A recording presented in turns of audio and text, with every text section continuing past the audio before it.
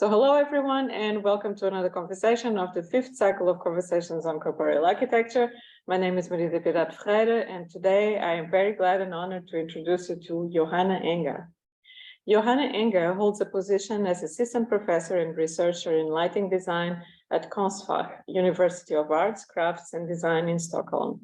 At Konstfack, she heads a workshop called the Perception Studio, which offers courses and tutoring to design and craft students at all levels.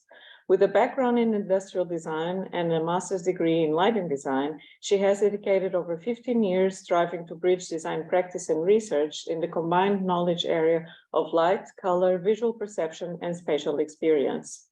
Her experience spans from practical lighting design, presidency of the jury of the Swedish Lighting Award, to PhD studies in environmental psychology, to the current position as teacher as well as research leader for the interdisciplinary research project Perceptual Metrics for Lighting Design. Johanna, thank you so much for joining us today. Thank you for having me. There's not much to add to that introduction, I think. So I might just start to share my screen.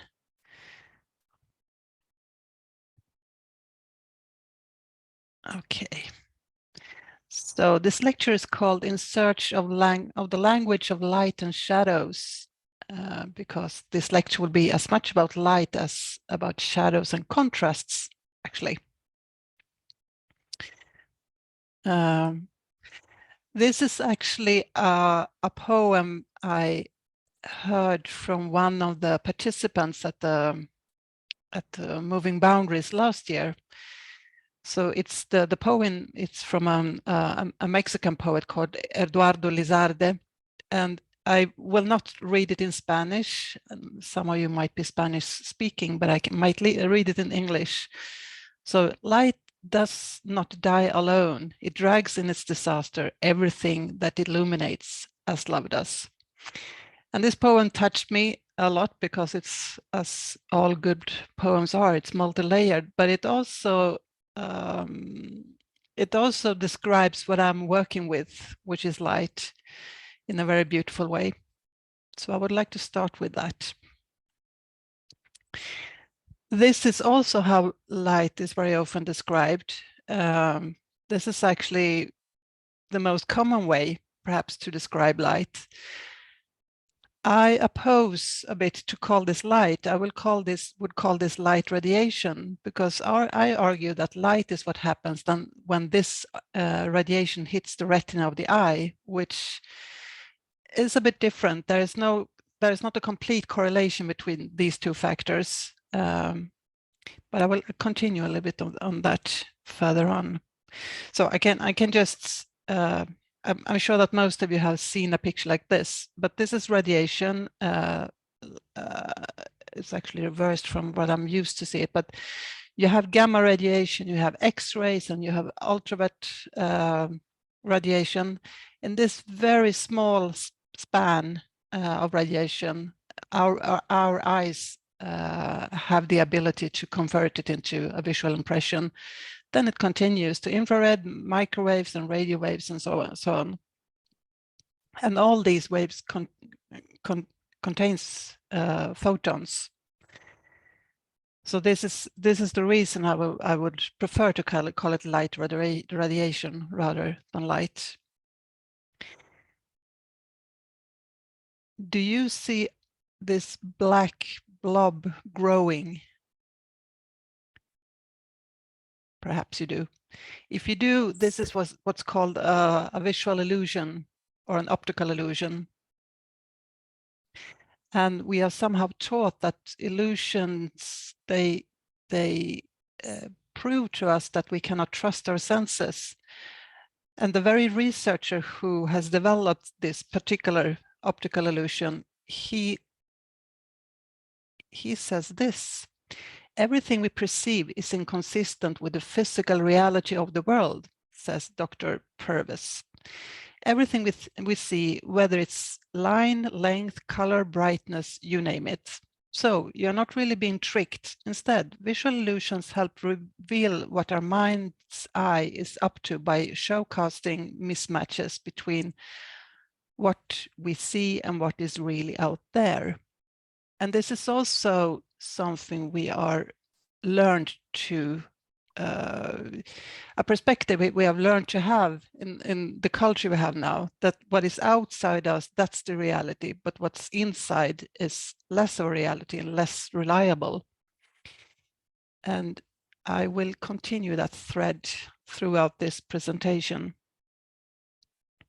You might have heard this Zen koan: if a tree falls in the forest and no one is around to hear it, does it make a sound?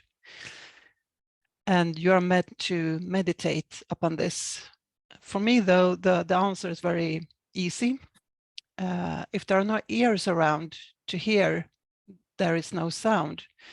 What there are shock waves, because shock waves are created when the tree is falling. And the same thing goes for light radiation. When there is no eyes around to convert the light radiation into light, there is no light. In the beginning of times, there were organisms that developed light-sensitive cells, which helped them to move either towards light or from light to darker areas. And this gave them a sort of vision, a sort of a very blurry vision. But around the Cambrian explosion, which was some 500 million years ago, life exploded and more advanced life forms were developed. And also a predator-prey interaction between different species developed. And a predator needs a very sharp vision in order to detect the prey. And sometimes even the prey needs a very sharp vision in order to detect the predator. So this was when the focus vision was developed. And in the human eye, both of these types of vision is present. So what you see here is the development of the human eye from long ago. So you see this light-sensitive cells, and then the development continues, and then somewhere here is the Cambrian explosion, and we get the lens and the focus vision. So this is not what it looks like when we see an environment. We don't see the borders of our visual field as blurry, but this is a way of describing it. So the sharp vision is just about 2 degrees of our whole visual field, whereas the rest is peripheral and quite blurry vision.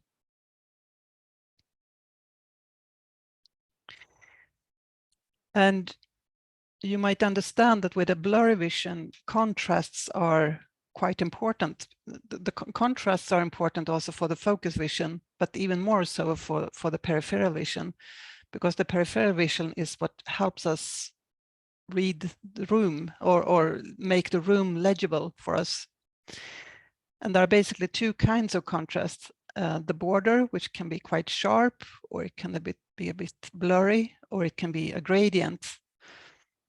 And you also have something called contrast ratio, which is, in this case, extreme, from the darkest dark or black to the whitest white. That could also be lesser, like from mid-gray to a bit lighter mid-gray. But both our 2 types of photoreceptors, the cones and the rods, they react on contrast. This is an extremely simplified illustration. But they sort of seek the room for contrasts, and when they find a contrast, a protein is emptied. That there's a little bag connected to the photoreceptors that empties, and then converts to a bioelectrical impulse that goes through the optic nerve. And there are 2 ways of creating contrasts.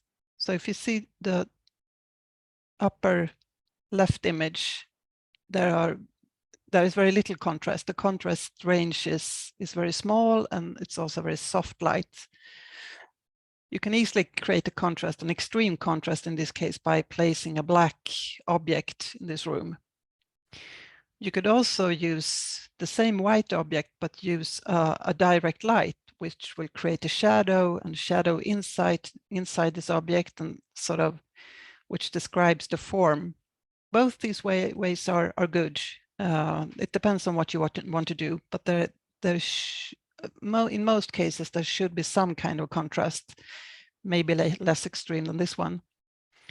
And it also goes the other way around. In a completely black room with an even light, it's hard to detect the object, but as soon as you paint something white, you create a contrast and the light reflects on the white surfaces.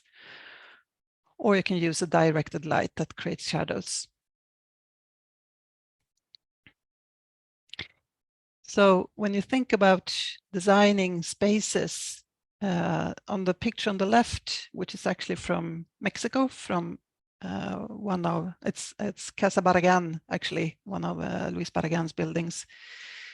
So you see it's a soft light, but the contrast between the different surfaces, the colors of the different surfaces, and also in this case the shade, it helps the eye to understand the structure of the room and how you should move in the room.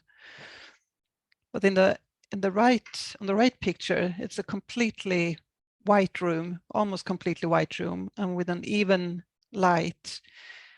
And it's easy to understand that for the peripheral vision, this isn't very helpful.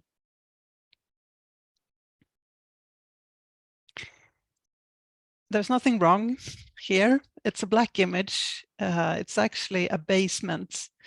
I don't know if you have as much sun where you are as I have in Sweden, but if you look closely, you might after a while see some details.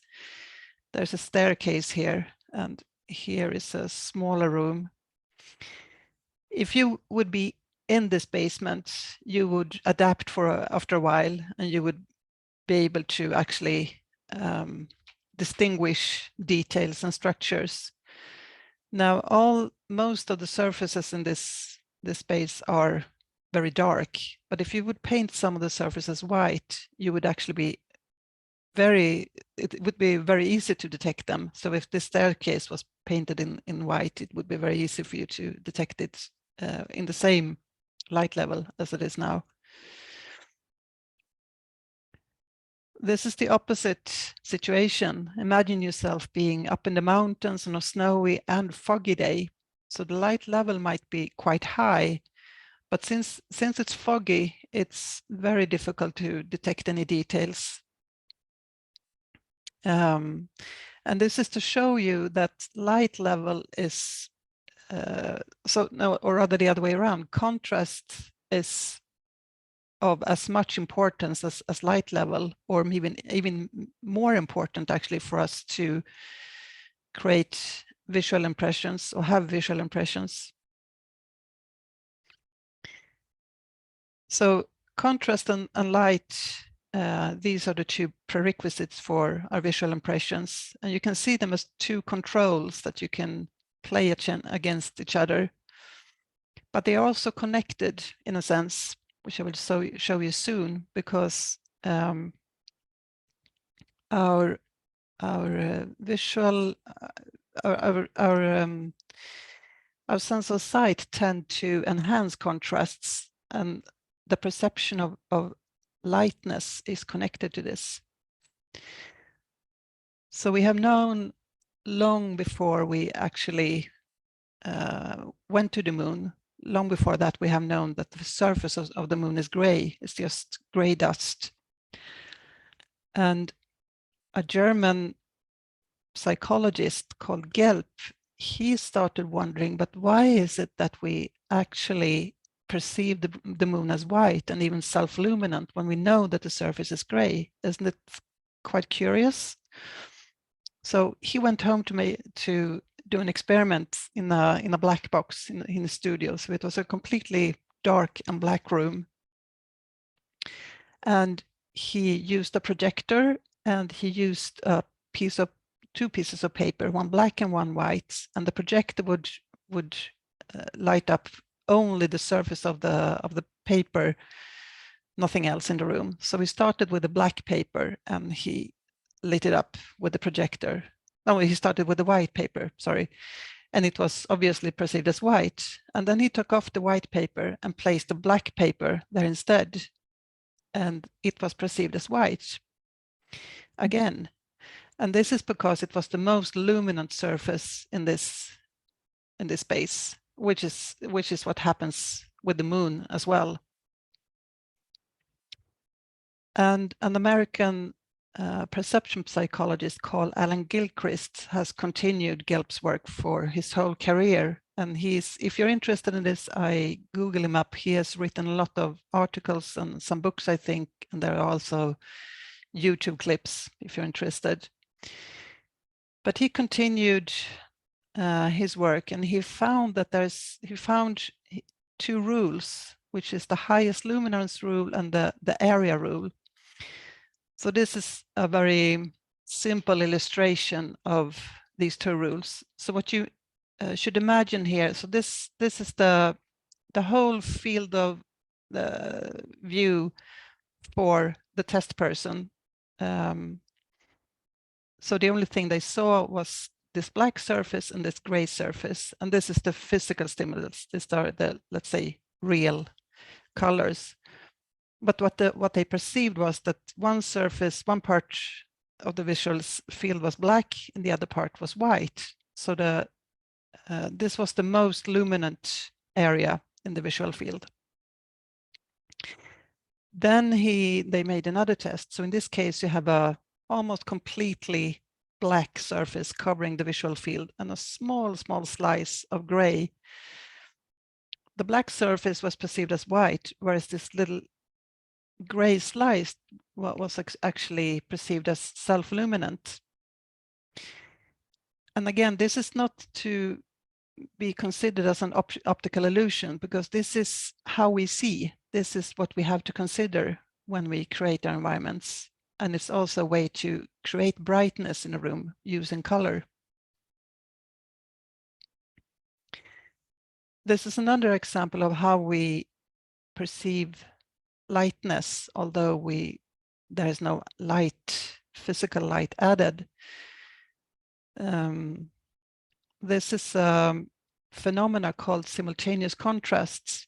So the grass you see here, it has the same color. It has the same green color all the way from the root to the top, but we perceive it as brighter closer to the root and darker closer to the top because of the gradient which is behind the grass. You cannot really measure it. You cannot measure it, at least not using the typical physical measurement like luminance. You can measure it in other ways, but not with physical measurements. But this is an example of how we tend to enhance contrasts. And this is another example. If you have a look at these two pictures, and if I would ask you in which picture is there more light, many people would reply the top picture.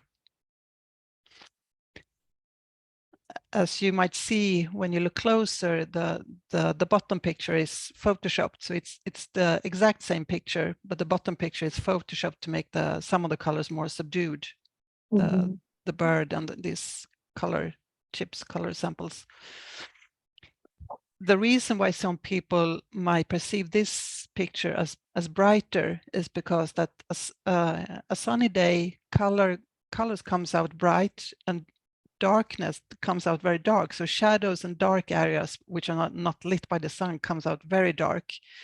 So this is a situation we are used to on a very bright sunny day, whereas this is a situation we are used to on a cloudy or overcast day with a lower light level.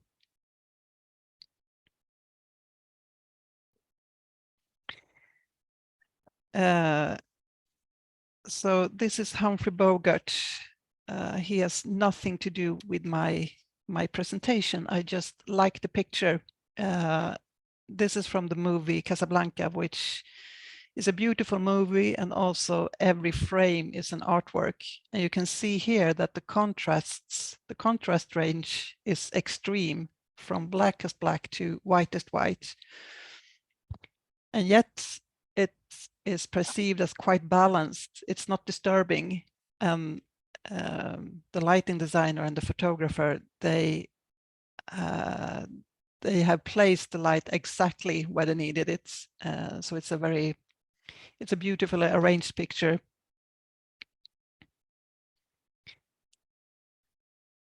Two British gentlemen called Peter Boyce and Arnold Wilkins published a paper a few years ago, which is very interesting because they report from others, their own studies and also other studies where they have studied how people perceive different organizations of contrast. For instance, in this case, you could say that the right picture has a more natural arrangement of contrast, whereas the left one has a less natural arrangement. The left one, the type of contrast you see, there isn't anything you would see in nature. Which this hasn't anything to do with beauty or ugly or aesthetics, that kind of aesthetics. It's just how if it feels comfortable or not to look at it for a long time. In some of these studies, they also measured brain activity. So they used MRI scans, and they also measured the oxygenation in the visual cortex when people looked at different pictures, or pictures of paintings or of rooms with different arrangements and different ranges of contrast. And what they found was when in a space or in a picture with a very unnatural, let's say, arrangement of contrast, the oxygenation in the visual cortex increased very much. And that in turn can cause fatigue, headache, and for those who have the tendency, also migraine. So these are examples of pictures that this is from their article. So this is not a very common, perhaps, arrangement of colors and contrasts, but this is something we see very often. Regularly placed luminaires, very glary luminaires, and arranged in a way that is not seen in nature. So what is then they conclude that when the spatial characteristics of an image are unnatural, the neutral processing is inefficient, metabolic demand increases, and discomfort ensues. So the contrast range is not the most important. The organization of or arrangement of colors and light, for that matter, is more important. So some of you might even see this almost looks like a three-dimensional image, almost curved, whereas this one doesn't make any sense really. And this is to think of in environment where people stay for a long time. Not in every environment. We also need sometimes to be provoked or stimulated or see things that we are not used to. But where people stay for a long time, I think it's quite important to consider this.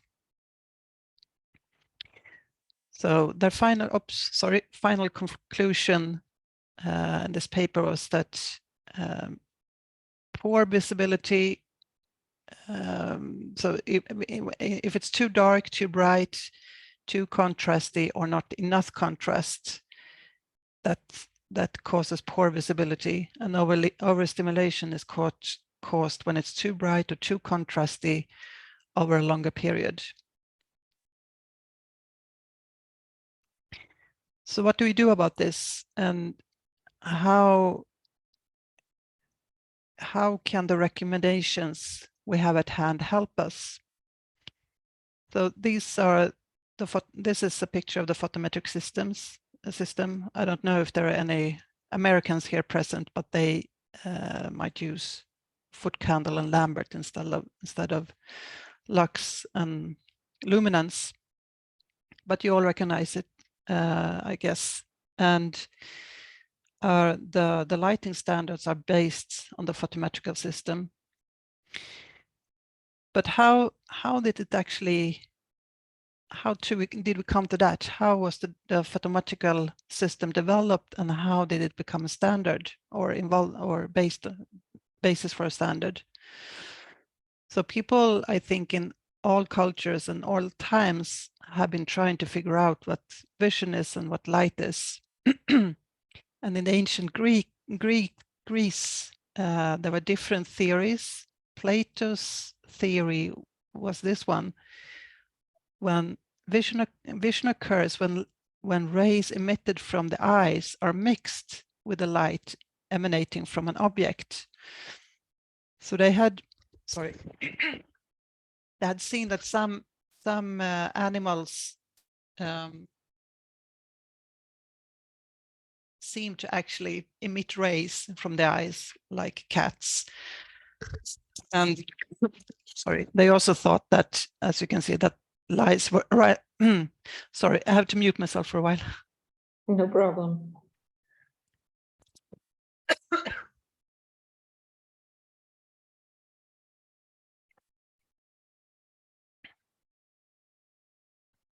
Can you hear me? Yes. Good. Sorry. But as you can see, he didn't mention light at all. This is just about vision. And interestingly, this is not that far away from how we talk about vision now, how we understand how vision works nowadays. But years passed by and many people tried to figure out what light and vision is about. And up came this man, an Arabic mathematician. And he was the first one to understand that you actually need a light source, and that the light from the light source is reflected from an object or a surface and then hits the eye. And then I will fast forward some 700 years, and a lot of people contributed to this area of knowledge. Then came Johann Heinrich Lambert, who was a mathematician and a philosopher, German, and he compiled all the knowledge that had been developed so far, and he also added some of his own knowledge, and he created the first complete system of photometric principles and units.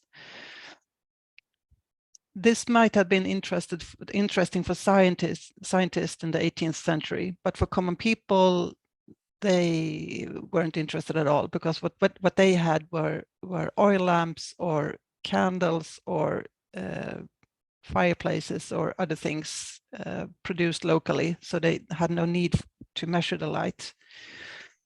But only 150 years later, this became very interesting for everyone, because at the time we had learned how to create artificial light with gas or with kerosene, or finally also with electricity. And we needed measurements to compare all these different kinds of light sources. And the industrialization also meant that light sources were exported, and different companies and even countries were competing with each other. So the photometric system came in handy, and lumen became a unique selling point. So the more light for the money, the better. And this is what we still live with. There is really no other way, established method to assess light quality. And they are also implemented in the standards. So this is the European standards for some years ago. It's an old one, but it's very detailed, as you can see. And usually quite high light levels are recommended, which is useful for the focus vision, but not so much for the peripheral vision. as and this the lighting standards they have been created with good intentions originally. Their basis was written already in 1920. But it has become a very blunt tool for making good light environments, sadly. So we need something more.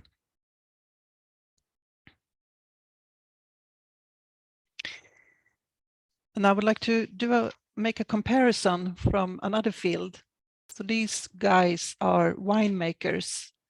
And in the old times, there was always a master wine maker or a master cheese maker who would guarantee the quality of all products. And when the industrialization came, they still used the master for a while, but the companies realized that this is a very it's sort of a dangerous situation, because this guy could leave for another company. He could die. He could somehow disappear with all his competence.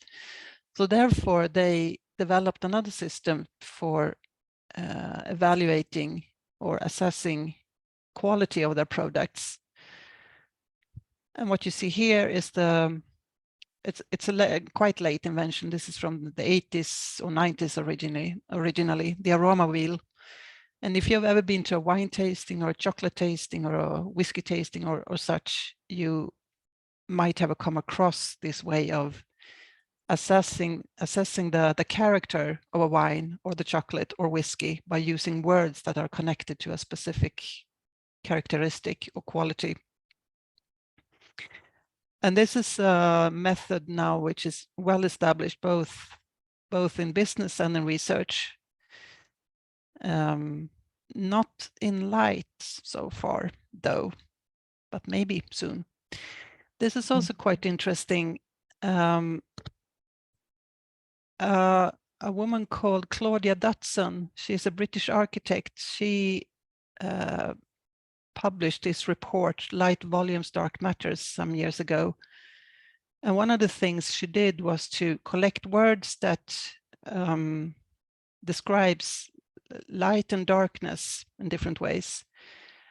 And as you know, we live in a culture that we praise the light. Everything that's connected to light is positive, whereas darkness is something that we are a bit afraid of sometimes. And therefore, you would think that the words, I will explain what she has done here. So on the x-axis, you see all the words that describe darkness to light or brightness. And on the y-axis, she somehow connected a value to these words. I'm not sure how exactly, but it seems easy enough to follow. But what you can see here, that the words that describes complete darkness or gloominess, and the words that describes brightness, extreme brightness, they aren't, the connotation isn't that positive. Whereas the words that describes a combination of brightness and darkness, which is contrast, they have a positive connotation. A beam, for instance, you wouldn't see a beam of light if it wasn't in a darker space or a sparkle. So this, so the sensory analysis, this work of Claudia Dutson is some of the inspirational sources for the project that we have been working with now since 2016, and which is called Perceptual Metrics for Lighting Design. How is my time? Am I okay? Can I? Do you guys have a clock? Okay. Yeah. Well, maybe 10 minutes more and then we go. Yep. Okay. So I will go through this quickly. So a light environment, what you actually need for a light environment is both the space, obviously, because if there are no space and no surfaces, you will see no light. So, and the surfaces has properties like color or texture. and this also affects the light quality. We have a lot of units and measurements for the physical measures, but we have almost nothing here that is established. We have no methods, no terminologies that are established, and this is what we wanted to develop. So I finally, after a long time, actually, I figured out how to do it. So I made two typologies. This one is for the color setting, just in grayscale, because chromatic colors would make it even more complex. So this is reflectance, maximum reflectance and minimum reflectance, and contrast. And the other typology is for lighting principles. So these are just three, but now this typology is extended with even more different kinds of principles. Very even light, two kinds of varied light, vertical and horizontal. And then I mixed these. I also collected words on workshops with lighting designers and other people working in the lighting business. And I organized them in three categories: the perception or the experience of the room, the experience of the light, and the experience of the shadows. I also asked people in studies to assess the experienced light level and the experienced contrasts. I built models based on these two typologies. So I've used physical models all the time, no projections and no 3D models. I made a lot of models, as you can see. So this is from one of the studies.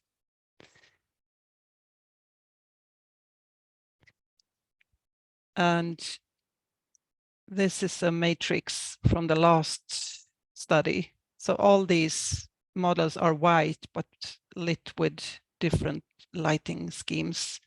All these are gray with no contrast or some contrasts. These models have extreme contrasts, and these two models are black. This one is also glossy. And since I asked people to assess the perceived light level and the perceived contrast, I could arrange all the models in this diagram I showed you in the beginning for the perceived light level. Oh, actually, the light level should be here, and the contrast here. I see that now. But I could arrange them in that order, and it looks, I mean, it makes sense.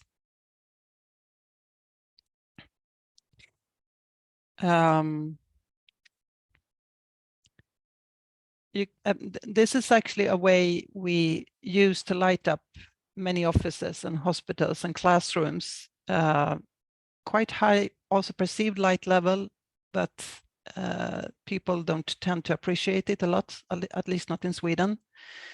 Whereas this one was very appreciated by the Swedish audience. We like it quite cozy in Sweden. It's also interesting to compare models. So these are two white models. You can see that only three of the words are the same, and these three are describing the room. The rest of them are very different. And also the shadows are described as soft. This one is quite interesting. So the light is exactly the same. The difference between these two models is that this one has a very an extreme contrast. It's a lot of black and white, whereas in this case there are no white surfaces. This one is actually white gray. And if you look at how they describe the light, the first four words are the same, but the light in this case is described as intense, hard, and piercing. And this is because of the color contrast. The light level, if you look here, the perceived light level, it was perceived as much higher on this contrasty model compared to the other one. So this means that perception of brightness also has to do with contrast.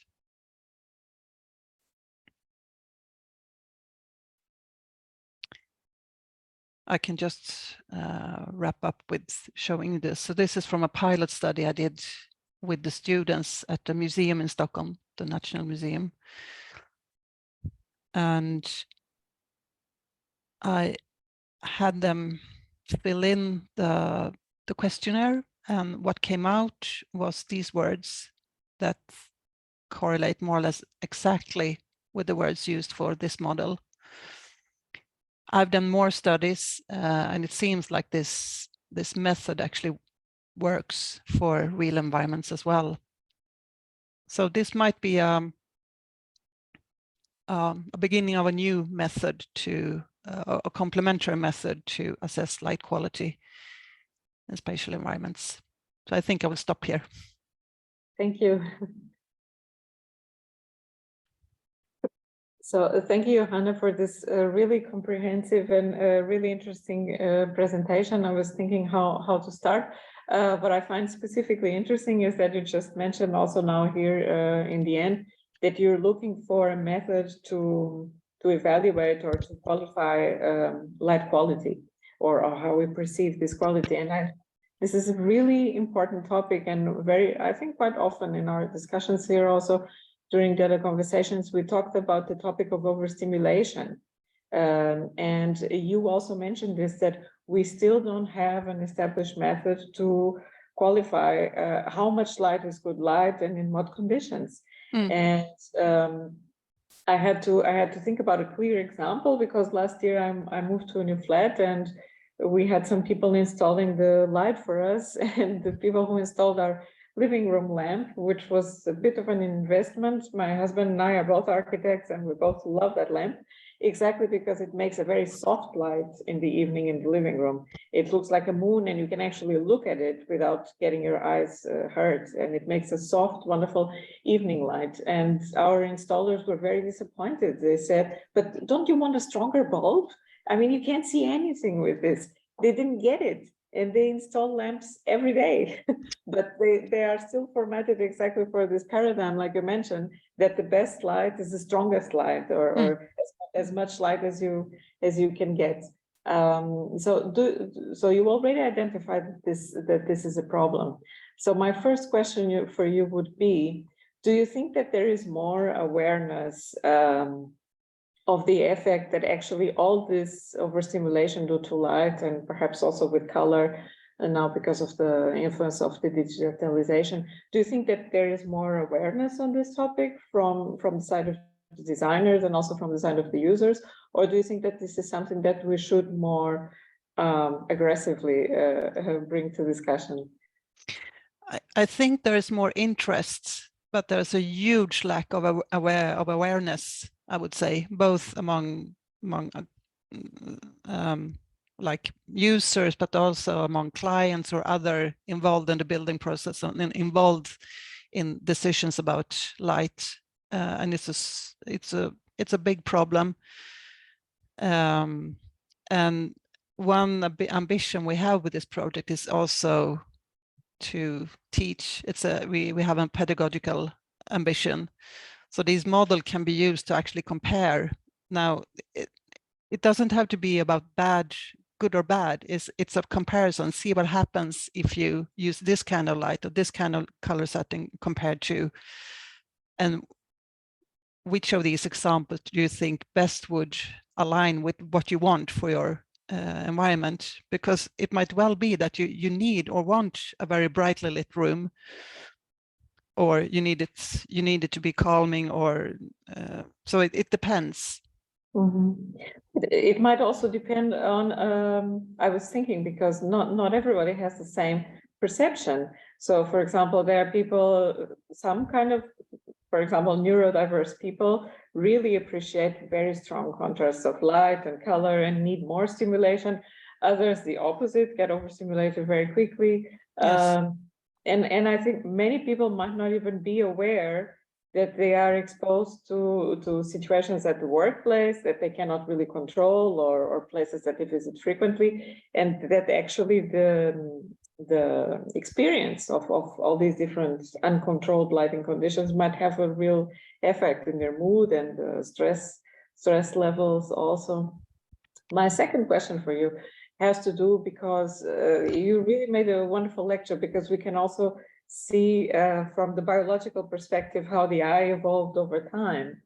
And I was thinking, because now we're basically cyborgs, we are constantly on the computer, on the phone, and I was wondering if maybe our perception somehow is also making a shift, because in some ways we are already so used to the strong contrasts we see in the digital environments that our perception of the natural is already somehow very influenced by what we perceive from the digital.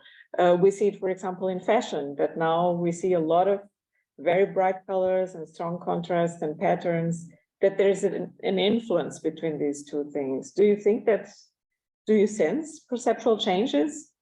I can just guess, because I'm not a biologist or anything like that, but I think I think perception, as for perception, it takes a long time for it to evolve. But the use of bright colors and very strong contrast, they know it's known that it draws attention, right? And this is actually the reason why it's used. And I would guess that it's rather stressful for us more than that we get used to it. But we adapt very easily, or we are very bad, I think, to recognize what actually stresses us. And I think that all the information, again, the harsh contrasts or the bright colors might be really stressful for us, especially if they are arranged in a way which is not according to how it is in nature. Mm-hmm. I was wondering, because also I was thinking about how trends in aesthetics also are always evolving, and how usually we see from art history and architecture history how periods of very strong saturation of movement and contrasts, light and color, so how they inevitably ended and led to another phase, which was much more towards clarity, regularity, and so on. So would you say that we are now maybe experiencing a kind of virtual digital Baroque with a lot going on, and perhaps in the future, not so far, we will have a tendency for perhaps a bigger interest in more natural way of working with color? Can you make any prediction? Well, yeah, I'm not sure if I can make prediction, but it seems like that there's a trend. The interest for biophilia is growing. The interest for like research on beauty is growing, which was impossible only 10, 15 years ago on a bigger scale. And this tells me that we are trying to, so as you say, the pendulum go back and forth all the time, but it seems like that there's a tendency that we try to understand what is good for us, what is healthy, what is natural. But again, I'm not against environments that are stimulating or provoking or whatever it could be. I think the Shibuya crossing in Tokyo is a fantastic experience, but I wouldn't like to stay there for the whole day. I wouldn't like to work in a space like that. I was also going to bring this up, because at the same, we love to be exposed to nature and so on, but we also find really crazy colors in nature. So we find neons and things like that, things that we would say that, for example, in digital environments, you have all these neon colors, and you mentioned the example of Tokyo, and there's a lot of this aesthetics, which is now actually quite popular with the cyberpunk aesthetics, with the gaming arcades rooms, and now they seem to be quite common places where young people meet. And actually there's a lot of architecture offices working in doing lighting design specifically for these gaming places that don't look like the dodgy arcade from the 80s. They really look almost like a very posh club where you go and the light is very controlled. But these are environments that really celebrate the artificial, but somehow we are also drawn to it. So yeah, and of course, I mean, if you go to a club or to a concert or any kind of event, you want to be stimulated. Usually, that's why you go there. So this is natural. But for a classroom, maybe this wouldn't be the best choice. Or I don't know, a hospital or an office. But this is also, it's difficult to say, because let's say it's an office for some kind of brand and they want to show the brand in the interior. And if you identify with this company, if you like working for them, maybe you would also accept, let's say, very harsh contrast or bright colors in a different way than another one. So it's not like, I think it's very difficult to say what you should do and what you shouldn't. But yet I do say that you should consider, in most environments, you should, but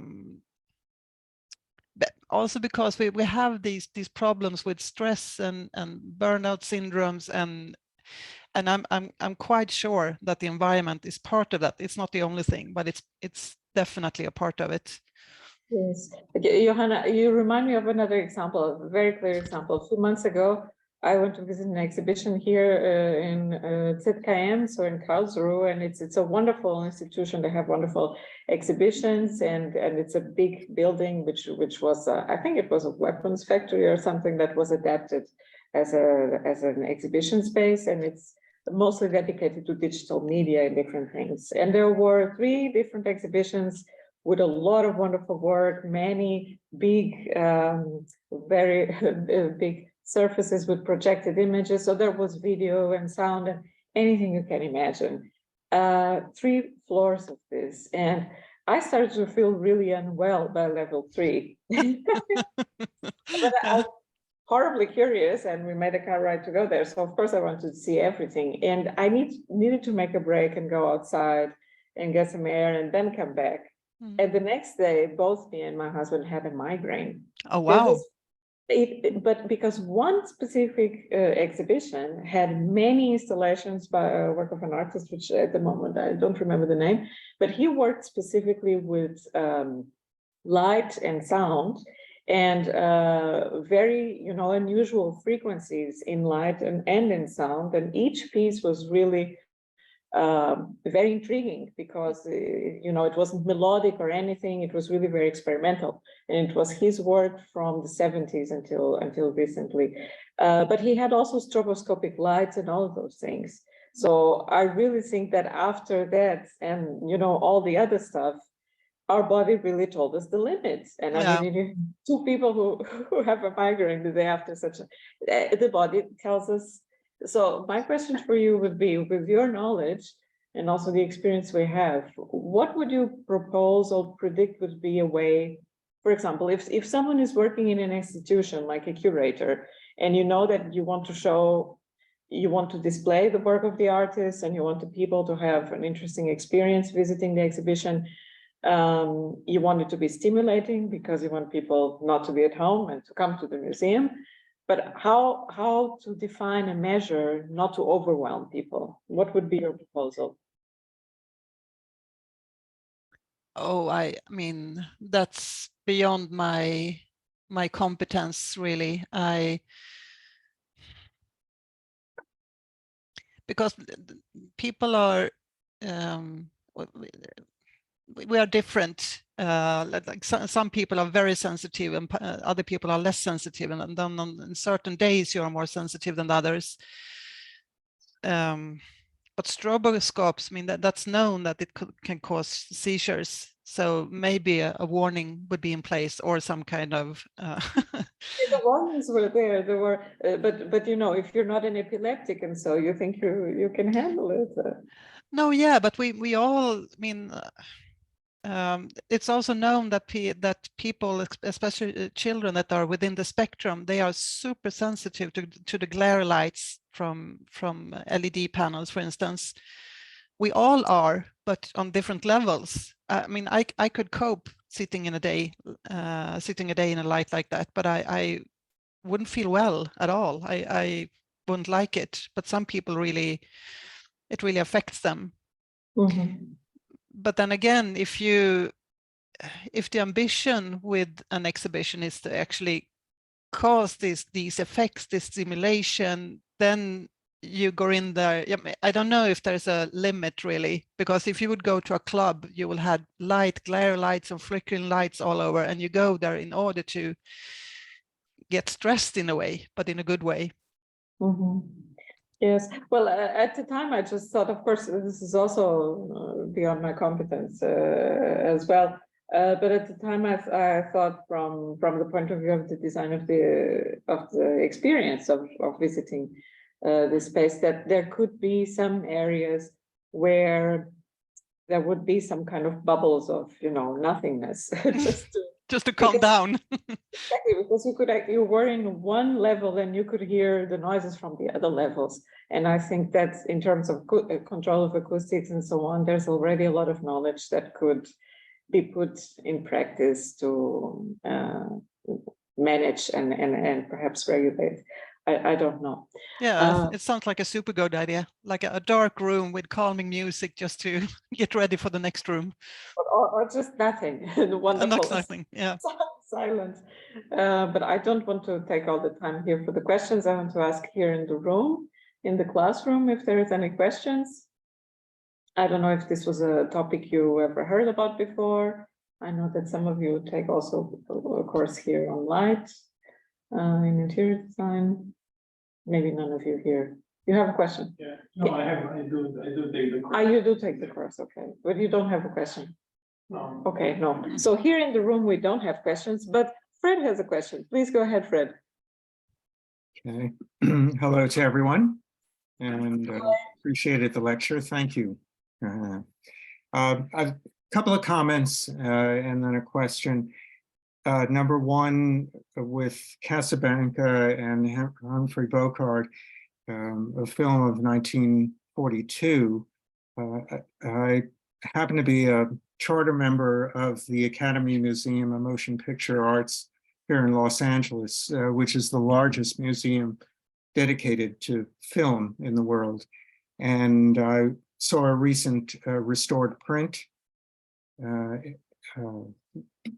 just a couple of months ago. And I think a point should be made that in the early days of filmmaking, let's go back at least to the 1920s, when we had silent film, luminance and contrast was a way to provide storytelling. Exactly. And I think a lot of that has been lost in our film today. Yep. We get splashes of color, but sometimes they're meaningless. Yep. In the context of the entire film.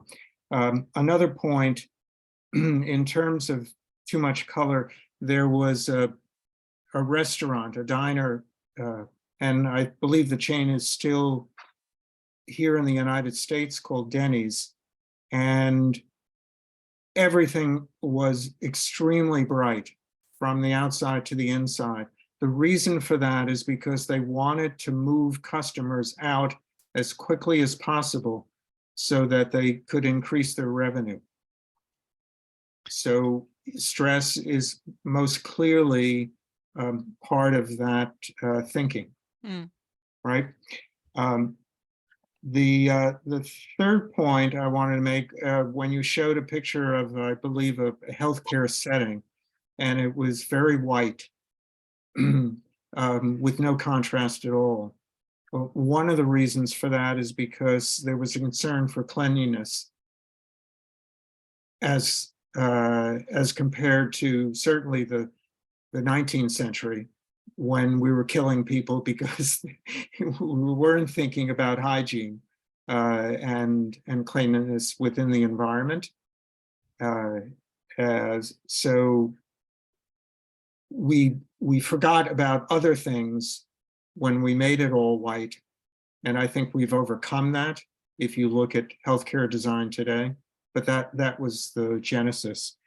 So the question, I was interested, and based on what Maria and others have talked about, in the population that you had in your experiments. We've admitted that overstimulation cannot work for certain people for various reasons, age, disability, and so on. Were you able over time to have, other than students perhaps, to participate? Could you comment on that? Yes, thank you for your comments and for your question. Yes, so the study with the models, I've done it in 4 rounds now, 4 times, and altogether with 100 people. And I've made sure to not only take students, particularly for this reason. So the ages range from maybe 20 to actually 85. And they have all sorts of professional backgrounds. So I make sure that maximum 2/3 or maybe 50% have a background in design or architecture, and others come from other fields. Excellent. All right. Thank you. Welcome. Thank you, Fred. And also wonderful to learn about your close involvement with film. And you will get an email from me about this, because I also share this passion very much. And being married also to an architect who also studied film, we are absolute film fanatics. So Fred, I think you will maybe be invited to make a conversation in the fall with us. Okay. Thank you. Veronica, you also have a question.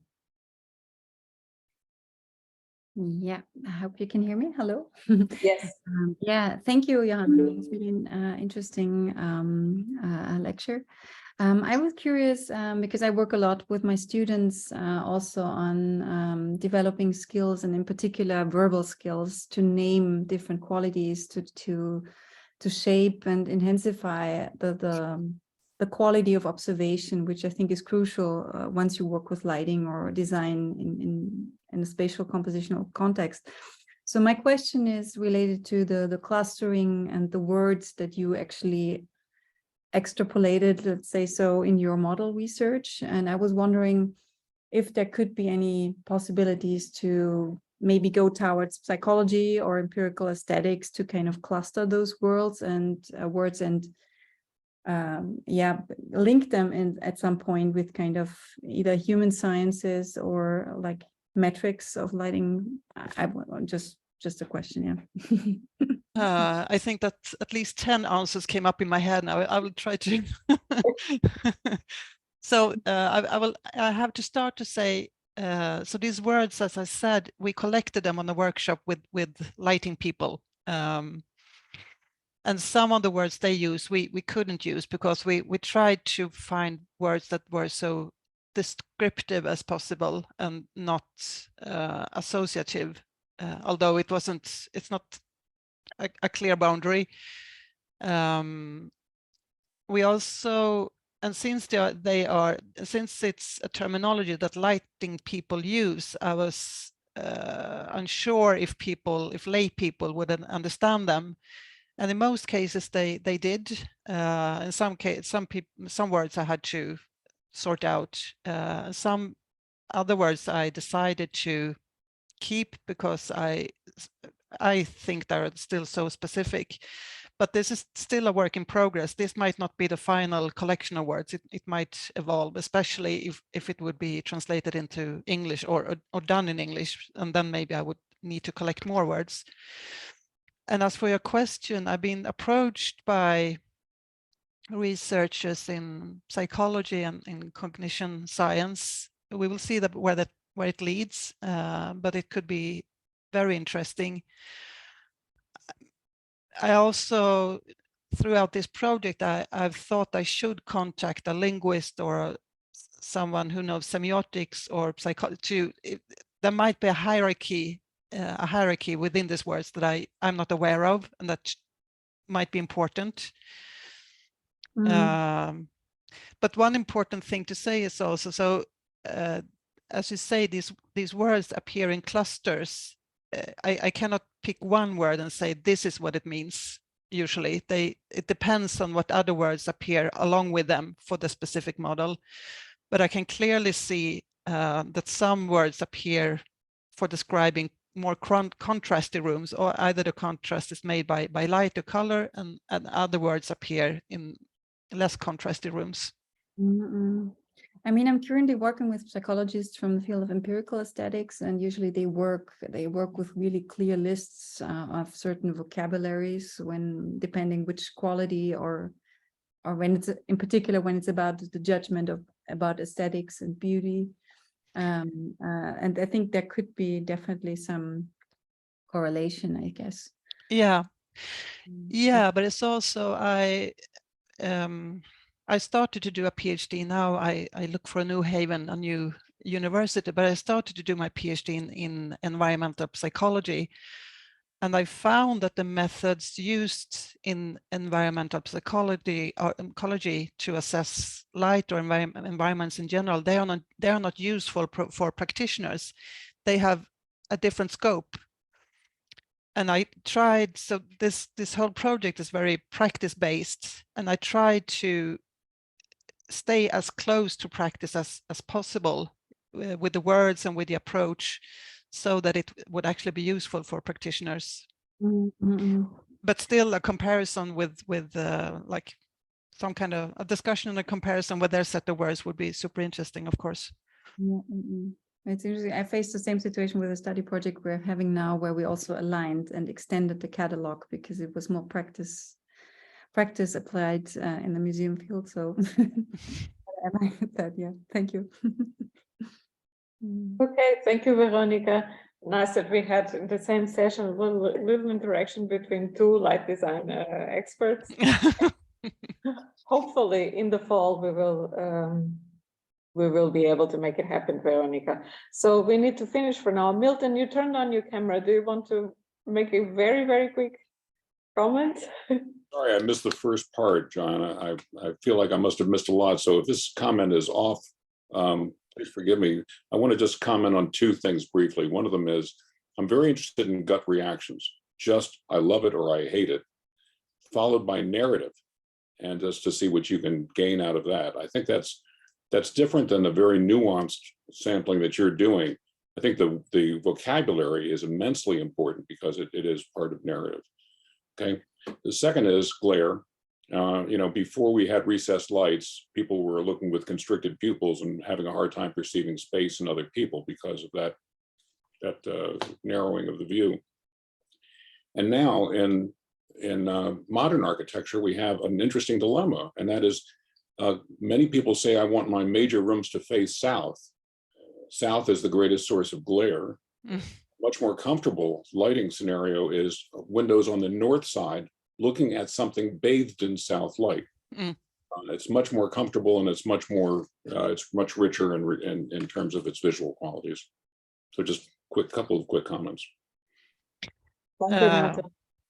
Yeah, and I will try to reply very short also. I do definitely agree with you about the gut reaction, and I can see that as well. So people could agree on assessing the room as, I don't know, the light as soft or even, but their gut reaction, the response to it could be completely different. Some like it and some don't like it. But when you have a language for it, you know how to, it's easy to deal with these preferences. And as for the southern facing windows, I think that we are obsessed with light, both natural light and electrical light. And if we could hear light, we would hear it scream. We use too much. Thank you. Okay, thank you, Johanna, for this really interesting and stimulating presentation and talk. We need to finish for now. So thank you very much again for your contribution, and thank you also everybody for coming here to in the virtual audience, and also for your comments. Okay, we have to finish for now. So Okay. bye-bye. Thank you for having me. Bye.